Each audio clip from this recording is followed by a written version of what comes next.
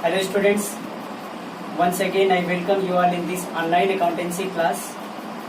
Today's class will be the last class for this chapter number 3.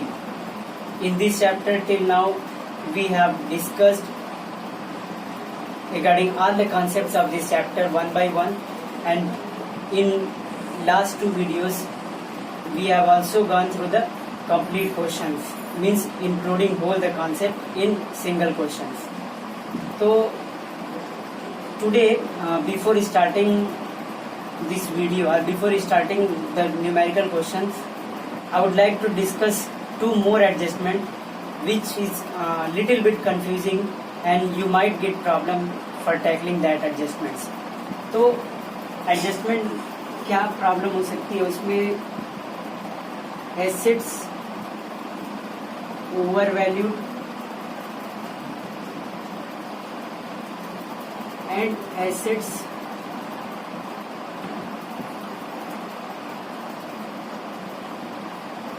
Under valued. ठीक है, ये बहुत ही important, मैं इसको बोलूंगा वेरी इंपॉर्टेंट एडजस्टमेंट. ठीक है, ये एग्जाम में भी एडजस्टमेंट इससे बनता है, क्वेश्चन बनता है.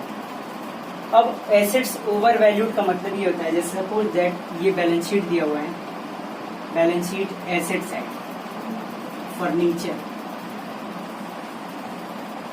Furniture it is given 50,000 and in adjustment it is said that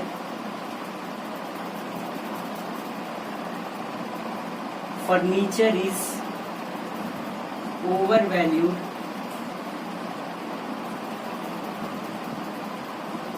by rupees 6,000.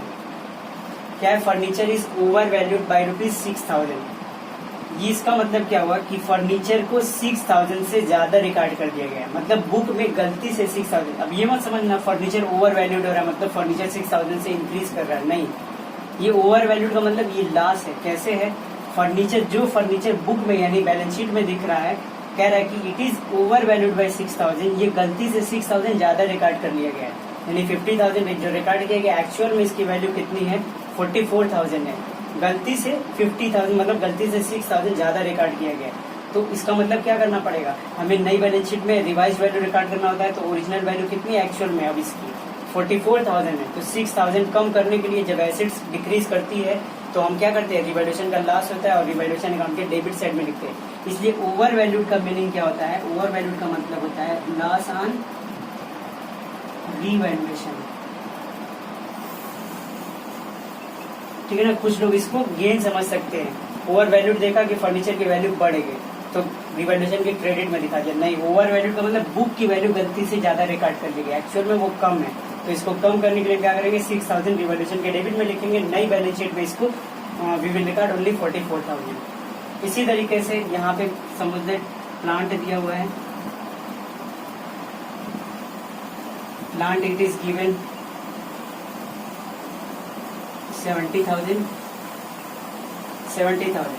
अब इसमें एडजस्टमेंट दिया हुआ है, प्लांट इज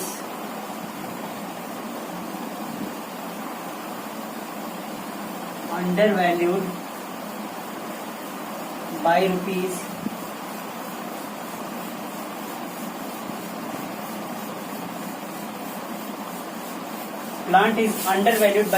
3,000. यानी कि जो 70,000 रिकॉर्ड किया गया, कह रहा है अंडर वैल्यूड है, मतलब गलती से कम रिकॉर्ड किया गया है. बुक में जो 70,000 है वो कम रिकॉर्ड किया गया. कितने से? 3,000 से. तो एक्चुअल में ये प्लांट कितने का होगा? 73,000 का होगा. जब 3,000 कम रिकॉर्ड किया गया तो 70,000 है, तो इसका मतलब 3,000 अगर पूरा और रिकॉर्ड किया गया होता 73 होता. यानी यहाँ पे एसेट्स की वैल्यू बढ़ाना है नई बैलेंस शीट में. जब एसेट्स की वैल्यू पहले से ही कम रिकॉर्ड है उसको इंक्रीज करना है, तो ये क्या है? Gain on revaluation. वर्ड का ध्यान रखना. ओवर वैल्यूड का मतलब loss on revaluation, under valued का मतलब गेन ऑन रिवैल्यूएशन. ठीक है, अब ये नई बैलेंस शीट में अब ये गेन ऑन रिवैल्यूएशन हुआ तो इसकी जर्नल एंट्री क्या हो जाएगी? रिवैल्यूएशन अकाउंट क्रेडिट होगा. तो एंट्री बनेगी plant account debit to revaluation account 3,000. इसी तरीके से इसकी over value loss on revaluation है, रिवैल्यूएशन अकाउंट डेबिट होगा, revaluation account debit to furniture कितना? 6,000. नई बैलेंस शीट में इसको रिकॉर्ड करेंगे 44,000, इसको रिकॉर्ड करेंगे 73,000। आई होप कि ये कॉन्सेप्ट समझ में आया होगा।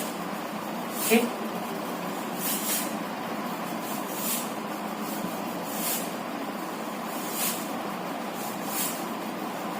Now I will solve one more exercise question. ठीक है ना, ऐसा क्वेश्चन है जिसमें एडजस्टमेंट कुछ ज्यादा है और एक आध एडजस्टमेंट नहीं मिलेगी, इसीलिए मैं इस क्वेश्चन को करने जा रहा हूँ। क्वेश्चन नंबर है 58, question number 58 in your book.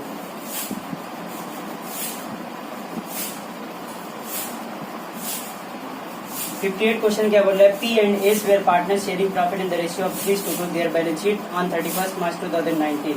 Balance sheet दिया, पी एस पार्टनर है 3:2 के, और बैलेंस शीट में दिया लायबिलिटी साइड में बैंक ओवरड्राफ्ट यानी बैंक का नेगेटिव बैलेंस, क्रेडिटर्स, इसी तरीके से प्रोविजन फॉर बैड डेट्स यही दिया हुआ है।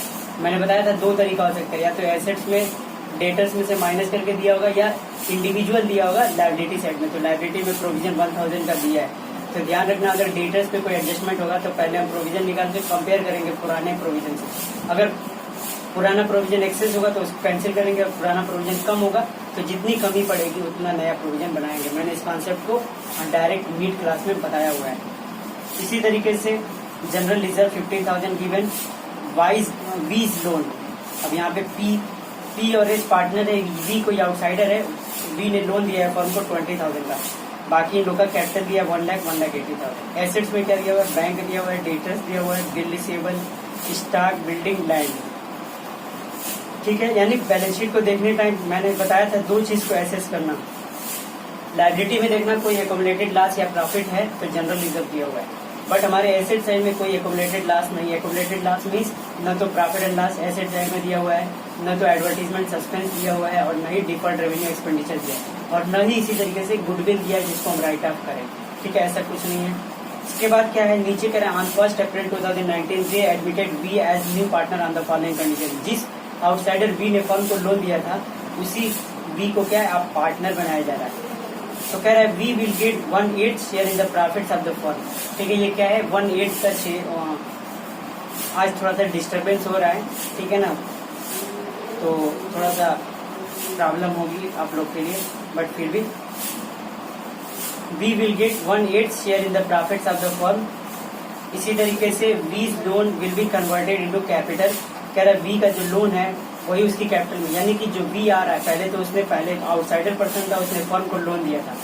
अब फर्म को लोन दिया था, उसी फर्म का पार्टनर बन रहा है तो पैसा तो उसको लाना पड़ेगा एज ए कैपिटल। तो बोल रहा है कि मैं पैसा नहीं लाऊंगा, बल्कि ऑलरेडी जो मैंने एज ए लोन दिया हुआ है उसी को मेरा कैपिटल ट्रीट कर लीजिए, यानी वो लोन मुझे वापस नहीं चाहिए, बल्कि उसी पैसे को मेरा क्या कर लीजिए। अगर अब मैं ओनर बन रहा हूँ इसलिए मैं पार्टनर बन रहा हूँ, तो मेरी कैपिटल को ही लोन को ही मेरा कैपिटल कंसीडर कर लीजिए, मतलब उसका लोन कंसीडर के लिए गया उसका कैपिटल। ठीक है, जब लोन कैपिटल कंसीडर किया जाएगा, जैसे मान लो वीज लोन लायबिलिटी है, लायबिलिटी को खत्म करेंगे तो डेबिट कर देंगे, क्या आ जाएगा वीज लोन अकाउंट डेबिट टू। अब कैश नहीं लाया, इसके बदले क्या हो गया वीज कैपिटल अकाउंट। समझ में आया, ये एंट्री पास होगी। तो कैपिटल अकाउंट में जाएंगे, वी के सामने क्या लिखेंगे बाई वीज लोन, जो भी उसका अमाउंट होगा। ठीक है ना, जनरल एंट्री समझ गए। इसी तरीके से इसमें दिया है goodwill of the firm valued at 80,000, firm की वैल्यू दिया हुआ है goodwill 80,000। V brought his share of goodwill premium in cash. ठीक है, अपना शेयर ऑफ गुडविल कैश में लाएगा। एक नई एडजस्टमेंट यहाँ पे, bill receivable for 10,000 discounted was dishonoured on 1 April 2019 but no entry has been passed. कह रहे 18,000 का बिल रिसीवेबल था जो डिस्काउंटेड कराया गया था। कहाँ से डिस्काउंटेड होता है, बिल्स ऑफ एक्सचेंज क्लास 11 पढ़ चुके हो। ठीक है, बिल्स ऑफ एक्सचेंज यानी जब बिल रिसीव होता है तो उसके 4 ऑप्शंस बनते हैं। तो सेकंड ऑप्शन हमने देखा कि बैंक में डिस्काउंटिंग करवाते हैं। अब कह रहा है बैंक में डिस्काउंटिंग कराया था बट वो क्या हो गया डिसऑनर हो गया। अब ध्यान से अगर चैप्टर नंबर उसमें जो बिल्स ऑफ एक्सचेंज था जो चैप्टर का क्लास 11 में अगर ध्यान होगा तो जब बिल डिसऑनर होता है तो उस टाइम एंट्री क्या की जाती है। सबसे पहले हम देखेंगे बैंक में हमने बिल भेजा, ठीक है, तो उस टाइम हमने बैंक को डेबिट कर दिया था और बिल को क्रेडिट कर दिया था। अब ये बिल हमारे पास आएगा, बैंक वाला डिसऑनर करके बिल हमारे पास भेज देगा, तो बिल हम क्या अपने पास रखेंगे नहीं, बल्कि हम उसी डेटर्स को जिस डेटर ने हमें बिल रिसीवेबल दिया था एक्सेप्ट किया था उसी के पास बिल ले आकर के लौटा देंगे कि ये बिल का पैसा नहीं मिल पाया, ये डिसऑनर हो गया है। तो यानी कि जिस डेटर ने पहले अमाउंट अब बिल लौटा देंगे तो वो डेटर अगेन दोबारा से फिर डेटर बन जाएगा जितने अमाउंट की बिल होगी।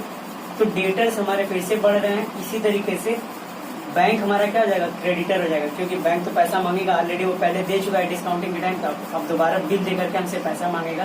तो इसकी जर्नल एंट्री क्या बनती है, ये क्लास 11 की जर्नल एंट्री, ठीक है ना। सीधे हम एंट्री करते हैं ड्रावी डेबिट। अब यहाँ पे ड्रावी का मतलब क्या होता है, डेटर, इसी में पैसा चाहिए होता है। Debtor account debit to bank account, यानी डेटर्स बढ़ रहे हैं दोबारा से, debtors debit to bank. Debtor हमारा बढ़ रहा है और बैंक क्या हो रहा है, बैंक क्रेडिट का मतलब क्रेडिटर हो गया, यानी बैंक डिक्रीज करेगा, ठीक ना। बैंक का क्रेडिट बैलेंस मतलब क्या है, उतना बैंक बैलेंस उतना डिक्रीज हो जाएगा, क्योंकि डेबिट बैलेंस होता है, ठीक ना। डिक्रीज बैंक क्रेडिट होने का मतलब बैंक से पैसा डिडक्ट हो रहा है,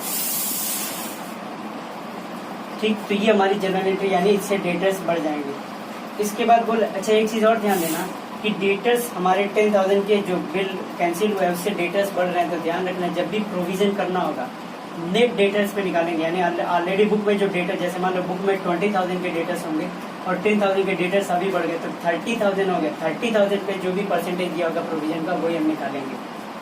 इसी तरीके से कह रहे हैं unexpired insurance 500 be accounted for. Unexpired insurance क्या होता है, प्रीपेड एक्सपेंस एसेट्स होता है, या अनरिकॉर्डेड एसेट्स रिवैल्यूएशन के क्रेडिट में चला जाएगा और नई बैलेंस शीट के एसेट्स में रिकॉर्ड किया जाएगा।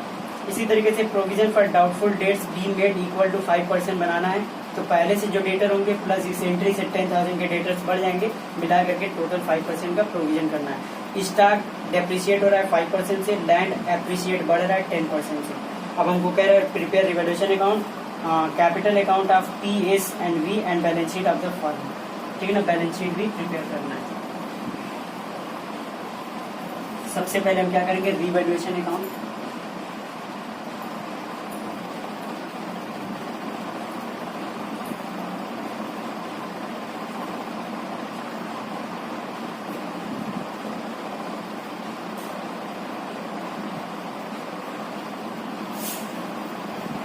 रिवैल्यूएशन अकाउंट में सबसे पहले एसेट्स लायबिलिटी से रिलेटेड क्या दिया हुआ है, बिल रिसीवेबल 10,000, ये तो मैंने एंट्री करके दिखाया, इसमें रिवैल्यूएशन कुछ नहीं हो रहा है। एंट्री क्या होगी, debtors debit to bank account, उसमें रिवैल्यूएशन है। लेकिन अनएक्सपायर्ड इंश्योरेंस जो है वो हमारा गेन है, ठीक ना। इसको हम क्रेडिट साइड में लिखेंगे क्योंकि एसेट्स बढ़ रही है बाई अनएक्सपायर्ड इंश्योरेंस या प्रीपेड इंश्योरेंस। अनएक्सपायर्ड इंश्योरेंस 500, ठीक है। इसी तरीके से कह रहा है provision for doubtful dates 5%। Book में कितने प्रोविजन दिए हुए हैं, सॉरी डेटर्स दिए हुए हैं, डेटर्स इट इज गिवन 30,000 दिए हुए हैं, लेकिन जो BR डिस्काउंटेड हुआ था, ठीक है, वो डिसऑनर हुआ, तो डिसऑनर हुआ तो अगेन हमारे डेटर्स फिर से डेटर्स बन गए कितने से, 10,000 से 10,000 के डेटर्स बढ़ गए। अभी मैंने एंट्री करके बताया था, तो टोटल हमारे पास डेटर्स कितने हो गए, 40,000। इस 40,000 का 5% हमको प्रोविजन करना है, ठीक है। तो ये हमारा जाएगा 2,000 रुपीज, ठीक है। यानी 2,000 रुपीज हमारे प्रोविजन होने चाहिए। देखेंगे ऑलरेडी कुछ प्रोविजन है, तो बैलेंस शीट में पहले से 1,000 का प्रोविजन बनाया हुआ है, तो नेट में और कितना प्रोविजन बनाने की जरूरत पड़ेगी, 1,000। 2,000 की रिक्वायरमेंट है, 1,000 ऑलरेडी बैलेंस शीट में है, तो 1,000 और बनाना पड़ेगा। यानी प्रोविजन बनाने का मतलब लास्ट रिवैल्यूएशन के डेबिट में आएंगे to provision for doubtful debts, कितना हो जाएगा 1,000। इसी तरीके से stock was to be depreciate, stock depreciate हो रहा है, कम हो रहा है, तो एसेट्स डिक्रीज करती है तो लॉस होता है, तो टू स्टॉक। अभी कितना दिया हुआ है 5%। स्टॉक की वैल्यू है 50,000, बुक में 50,000 का 5% निकालेंगे तो ये हमारा आएगा 2,500। इसी तरीके से लास्ट में दिया land was appreciated, but appreciate मतलब बढ़ गया, लैंड इंक्रीज कर गया कितना 10%। तो बुक में इसकी कितना वैल्यू दिया था 1,48,000, इसका हम 10% निकालेंगे तो ये हमारा आ जाएगा 14,800। इंक्रीज करेगा तो गेन, एसेट्स इंक्रीज करेगा तो लिखेंगे बाई लैंड 14,800। ठीक है ना। अब इसमें कुछ इससे रिवॉल्यूशन से रिलेटेड नहीं है, तो हम क्या करेंगे, देखेंगे कौन सी साइड बड़ी आ रही है। तो 14,000 इधर आ रहा है, इधर तो मिला करके 3,000 आ रहा है, इसका मतलब क्रेडिट साइड बड़ी है, तो क्या हो गया, प्रॉफिट हो जाएगा 0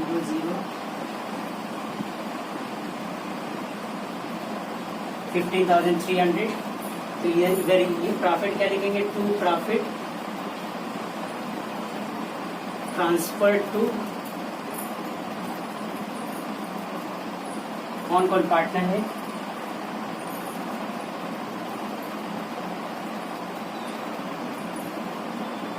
P&S, P कैपिटल अकाउंट और S कैपिटल अकाउंट।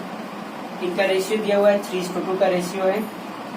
ठीक है ना। तो बैलेंसिंग फिगर हमारा कितना है, हम देखेंगे 15,300, और इस 15,300 में से ये माइनस करेंगे तो कितना कर रहा है, 3,500। नहीं तो माइनस करके देख लेते हैं। ठीक है, इधर का 3,500, 0 0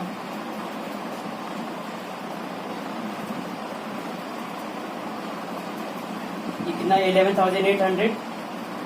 आंसर ये दिया, रिवैल्यूएशन प्रॉफिट दिया हुआ है 11,800।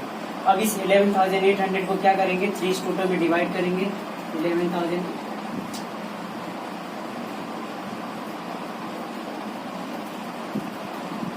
11,800 को पहले 5 से डिवाइड कर लेते हैं।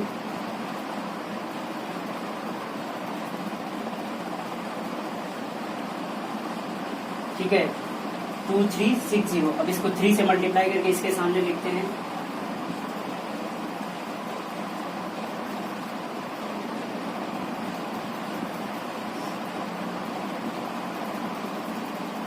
कितना गया, 7080। 2 से मल्टीप्लाई करके एस के सामने लिखेंगे।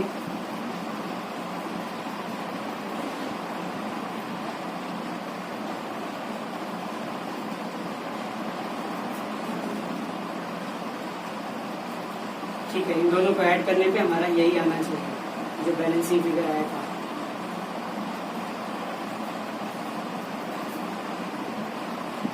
ठीक है, 11,800 दोनों साइड का टोटल वही हो जाएगा 15,300।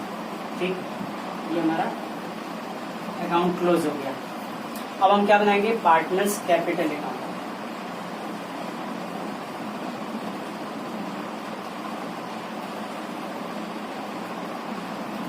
Partners capital account.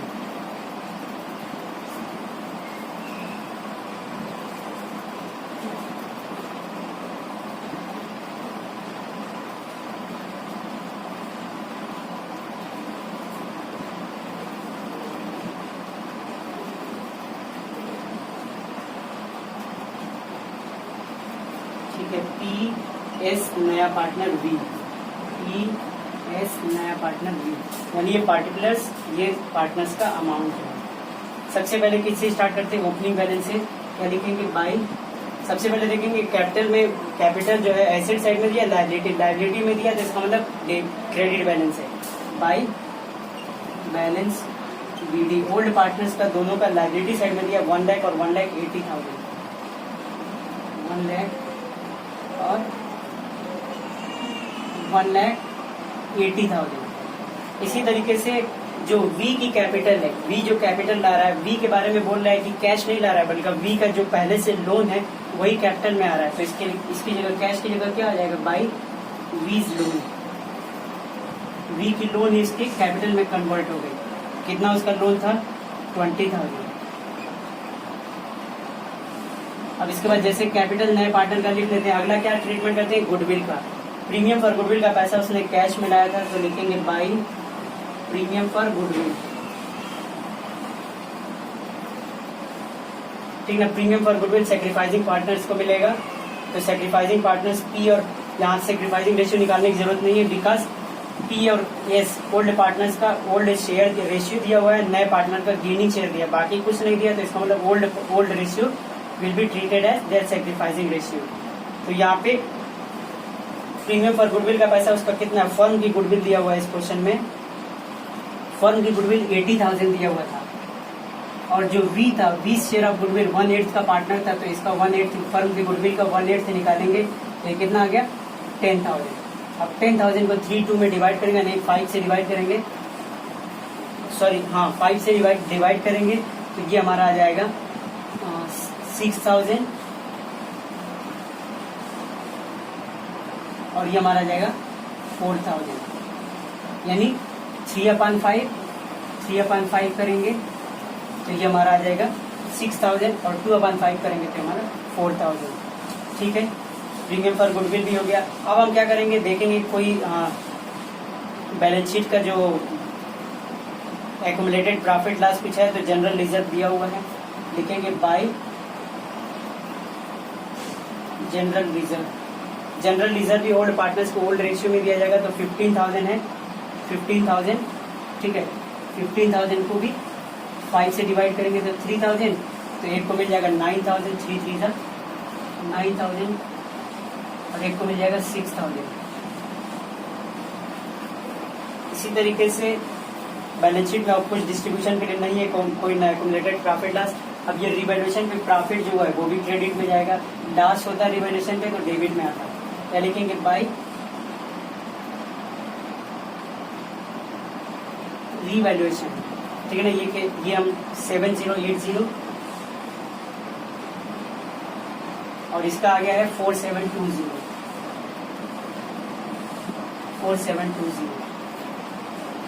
ओके। अब देखेंगे कि तो पार्टनर्स कैपिटल में आने के लिए कुछ भी नहीं बचा है, ना तो किसी पार्टनर ने कोई एसेट्स को एक्वायर किया और ना ही किसी लायबिलिटी को पे किया। मैंने बताया था इसकी एंट्री मैं बता चुका हूँ लास्ट वीडियो में कि अगर कोई कोई पार्टनर एसेट्स को ले लेता है तो उसके लिए क्या ट्रीटमेंट करेंगे, क्या एंट्री होगी, कैसे पार्टनर्स कैपिटल में लिखेंगे, उसको मैंने पहले की वीडियो में डिस्कस किया हुआ है, उसको देख लेना। अब इसको हम क्या करेंगे, सीधे बैलेंस निकालेंगे। फाइनली अब कुछ भी नहीं है तो इसका 20,000 पूरा रहेगा। इसको टोटल करते हैं 0 2 7, ठीक है। इसी तरीके से 4 6 10 और ये हमारा 14, ठीक है।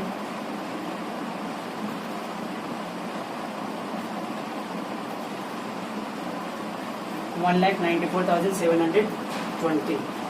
इसी तरीके से इसका टोटल करेंगे 0 8 0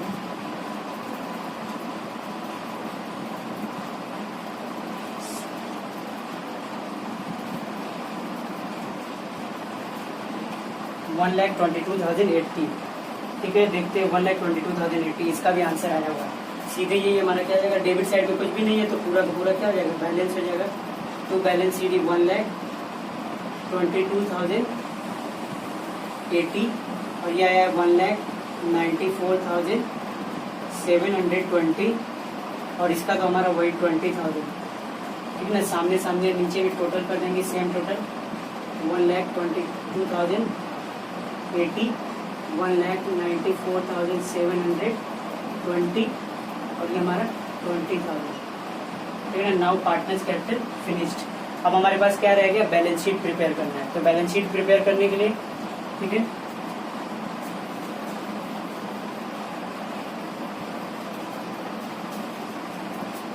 यहाँ पे हम करेंगे बैलेंस शीट। अब ये किस डेट पे बनेगी, जिस डेट पे एडमिशन हो रहा है, एज एट 1 अप्रैल, ठीक है। जिस डेट पे पार्टनर एडमिशन ले रहा है 1 अप्रैल 2019। नए पार्टनर के आने के बाद की बैलेंस शीट होगी।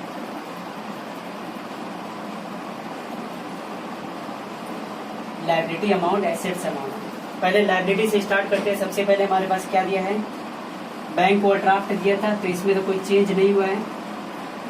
बैंक ओवरड्राफ्ट, ठीक है, इट इज 20,000 गिवन, 20,000।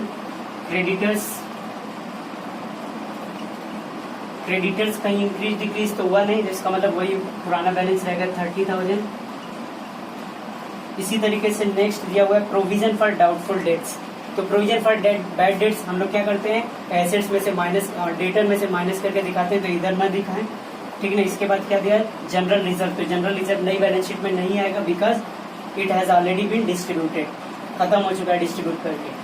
इसी तरीके से अगला क्या दिया, वीज लोन दिया हुआ है। अब ये फर्म के लिए लाइबिलिटी नहीं है, क्यों, क्योंकि वी का लोन ही उसकी कैपिटल में कन्वर्ट हो गया था, इसका मतलब लाइबिलिटी में दिखाने की जरूरत नहीं है। अब सीधे कैपिटल दिया हुआ है, कैपिटल्स।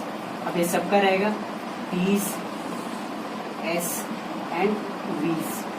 कैपिटल कौन सा बैलेंस दिखते हैं, ये पार्टनर्स कैपिटल में जो क्लोजिंग आता है 1,22,080 एंड 1,94,720 एंड लास्ट का 20,000।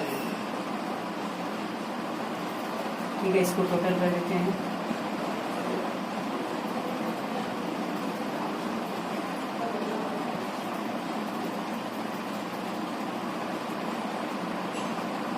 टोटल कितना गया, 3,36,800।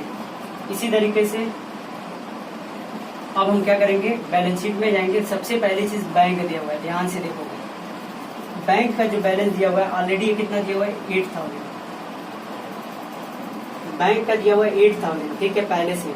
लेकिन हम देखेंगे कि क्या कैपिटल कैश में लाया है, कैपिटल कैश में नहीं लाया है, वही लोन कन्वर्ट हो गया। तो बैंक में तो कोई अमाउंट नहीं बढ़ेगा, बट बोल रहा था कि he will bring his share of goodwill in cash. तो प्रीमियम फॉर गुडविल इसका 10,000 आया था, तो add goodwill, premium for goodwill 10,000 से लाया था, तो 10,000 से लेकर के टोटल कितना हो गया था, 18,000 फर्म का कैश हो गया था, ठीक है, 18,000 हो गया था। लेकिन ध्यान रखना एक चीज, हमारा जो बिल रिसीवेबल जब डिस्काउंटेड था और डिसऑनर हो गया था, उसके लिए मैंने क्या एंट्री किया था, debtors debit to bank. Debtors को डेबिट किया, डेटर्स बढ़ गए थे, बैंक क्रेडिट किया था। बैंक क्रेडिट का मतलब डिक्रीज करेगा तो लेस करेंगे, ठीक है ना। वी आर डिसऑनर्ड, कितना था 10,000 का, तो उससे हमारा बैंक क्रेडिट हो जाएगा, तो बचेगा कितना, ठीक ना, ये हमारा वही रहेगा बुक में। यानी 10,000 बढ़ा था, 10,000 कम भी हो गया, तो यानी 8,000 ही क्लोजिंग बैलेंस रहेगा। तो लिखेंगे बैंक 8,000।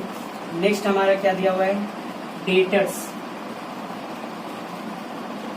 डेटर्स ध्यान देंगे, बुक में तो 30,000 दिया है, 10,000 इससे बढ़ गया था, तो 40,000 हो गया था। बुक में डेटर्स टोटल हो गया था 40,000, ठीक है ना।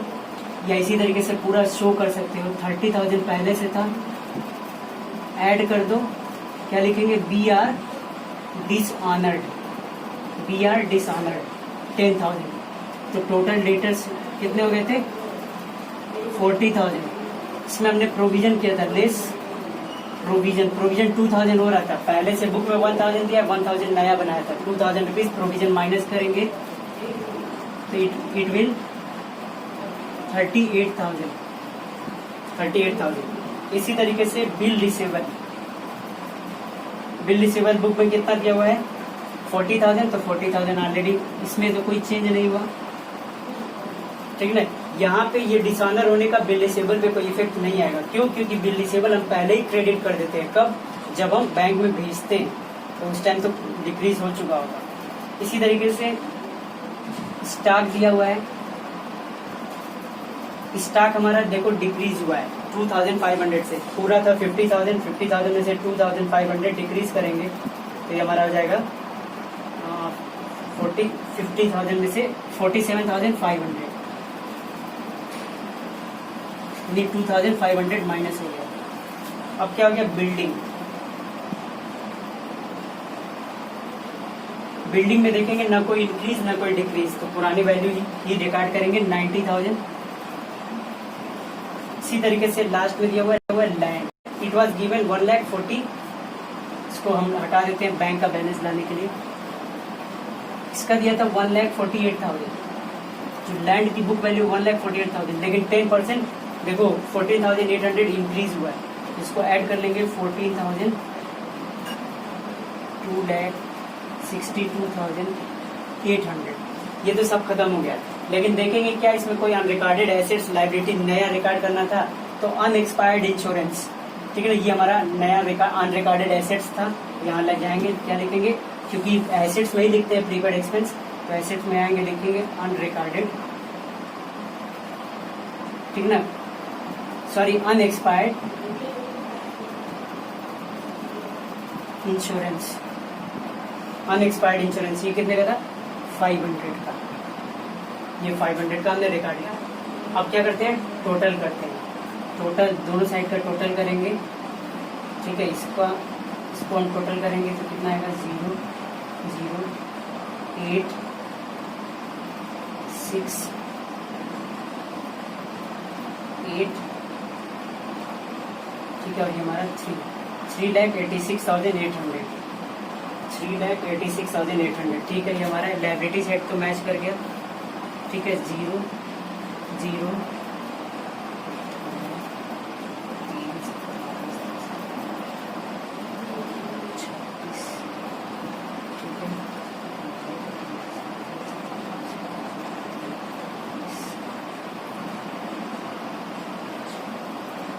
4,86,000, ये 3,86,000, 1 लाख का डिफरेंस क्यों आ रहा है।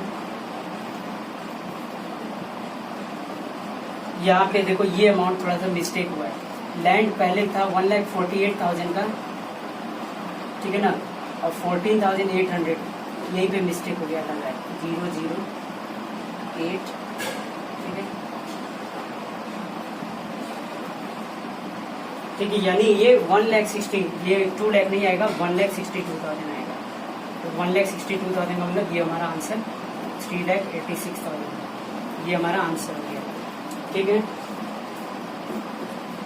तो इस क्वेश्चन में एडजस्टमेंट क्या हमें ध्यान देना था, बिल रिसेबल डिसऑनर हुआ था डिस्काउंटिंग कराने के बाद, तो उसमें क्या हो गया था, डेटर्स अमाउंट बढ़ गया था, और इसी तरीके से क्या हो गया था, बैंक अमाउंट डिक्रीज कर गया था उतने अमाउंट से।